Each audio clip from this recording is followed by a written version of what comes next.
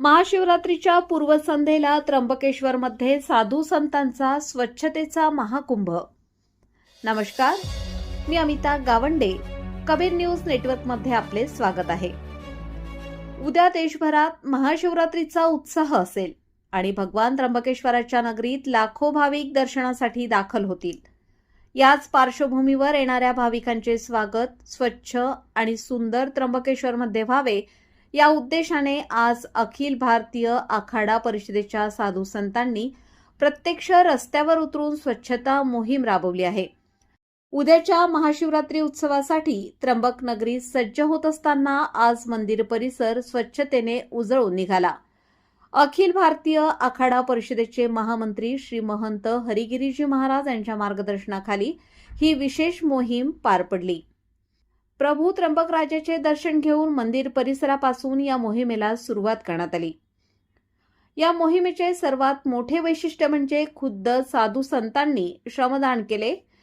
मोहिमेदरम्यान महामंत्री हरिगिरी महाराजांना रस्त्यात शेण दिसले तेव्हा त्यांनी कोणाचीही वाट न पाहता ते स्वतः आपल्या हाताने उचलले. उद्या येणाऱ्या शिवभक्तांना स्वच्छ परिसर मिळावा आणि स्वच्छतेतूनच भक्तीचा मार्ग सुकर व्हावा हाच संदेश जणू त्यांनी या कृतीतून दिला.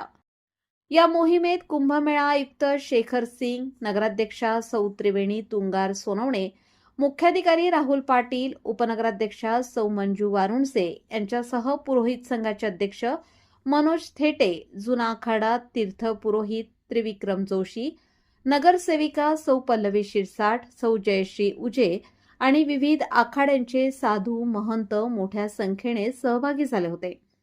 महाशिवरात्रीला होणारी गर्दी लक्षात घेता प्रशासकीय यंत्रणा आणि आखाडा परिषद यांनी एकत्रितपणे हा स्वच्छतेचा विडा उचलला. मंदिर परिसराची स्वच्छता करून ही मोहीम तीर्थराज कुशावर्त येथे पोहोचली.